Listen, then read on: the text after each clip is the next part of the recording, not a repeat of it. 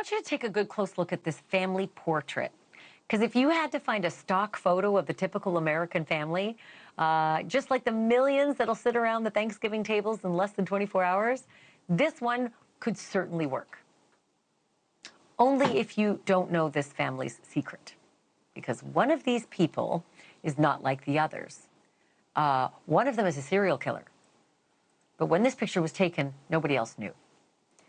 That guy there, that dad, Edward Wayne Edwards, husband, father, traveling handyman, kept his family on the move as he bounced from job to job in the late 70s and early 80s.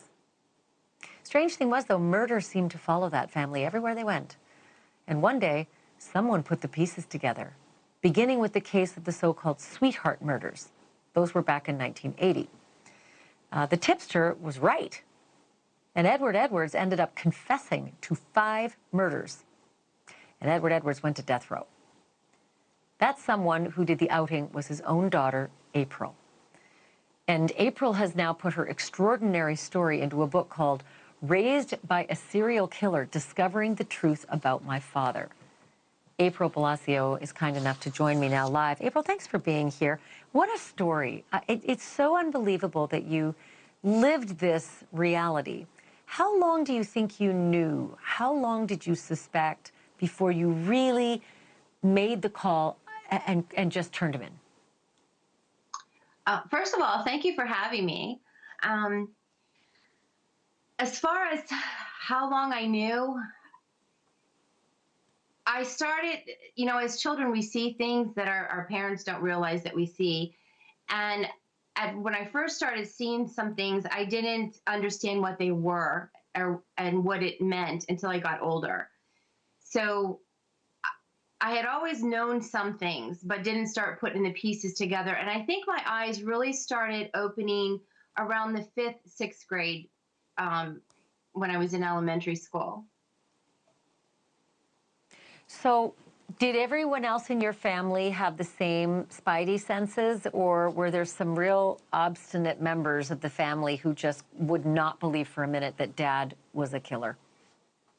There were some who didn't want to believe it, didn't want to see what was in front of them.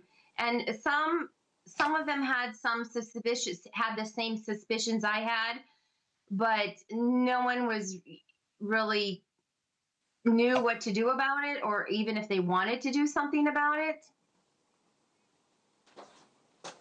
Can I ask you, if you had the sneaking suspicion that your dad was a murderer, how did you live in the family? I mean, were you just always in fear? Did you fear that he might do something to you or your siblings or your mom?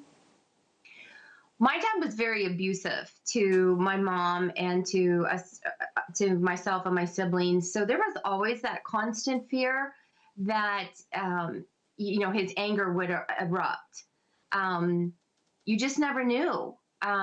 I would hear, his car coming up the driveway, or the crunch of the tires, and my stomach would become, not a lot of stress growing up, because you just didn't know.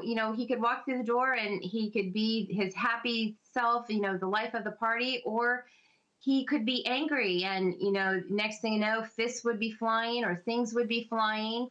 And I watched him hit my mom in the stomach while she was pregnant. I saw him break my mom's jaw. He's thrown me across the room. He was just very abusive. So yeah, there was a constant state of fear. But at the same time, I don't want people to think that overshadowed. He was still very loving. And I still remember good things, and I choose to remember the good things over the bad things. He was well liked. He was very charismatic, and that's why when the news, when I turned him in, and people that knew us, they just couldn't believe it. They were shocked. I can't even imagine what it would have taken, but you saved a lot of people. So for that, I hope that overshadows any guilt that you may have lived with as a child. You know, certainly you did the right thing, but you know your gut is always fighting you, right? I also just want to let our audience know, April, that you've got a podcast called The Clearing. And again, I want to plug your book. It's called Raised by a Serial Killer, Discovering the Truth About My Father. And the audience should also know that he was sentenced to death and he died in prison a month before his scheduled execution. Not the way I'd love to go out on a Thanksgiving interview, but April, you've done some really great work and you're continuing to solve cold cases. So I'm really appreciative of your bravery and also your continued work. Thanks for doing this. Thank you. April Balascio joining us live tonight. Thanks for watching. Go to joinnn.com to find NewsNation on your screen. And don't forget to click the red subscribe button below to get more of NewsNation's fact-driven, unbiased coverage.